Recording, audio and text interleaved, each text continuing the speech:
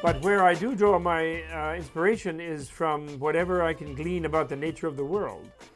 You know, Buddha was a person who confronted reality, actually, according to our understanding of what Buddha was. He was not a prophet who was commissioned by a god to go out and proclaim that everybody should believe in that god, so that they then, because that god can then save them.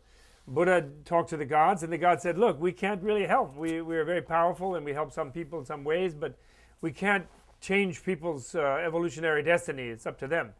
And so Buddha taught people that if they confront themselves and reality, they can understand themselves and reality. And when they do, they will be inspired, they will be cheered up, because reality itself is a source of nourishment. It's a source of health. It's a source of joy, if you really know it.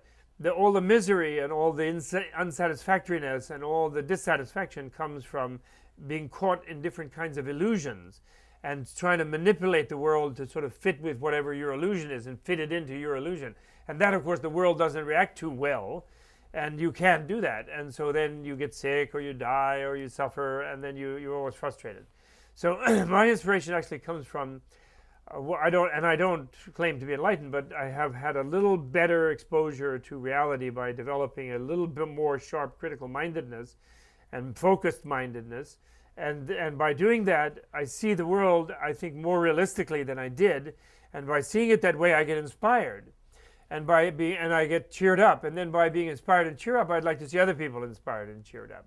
But the problem is, you can't just inspire them and cheer them up by telling them to believe in something, like a religious thing. You have to encourage them, and that's why teaching is a great privilege and a wonderful thing to do. Because by teaching, you can, in the true sense, which doesn't mean indoctrinating, and it doesn't mean sort of brainwashing, this sort of thing.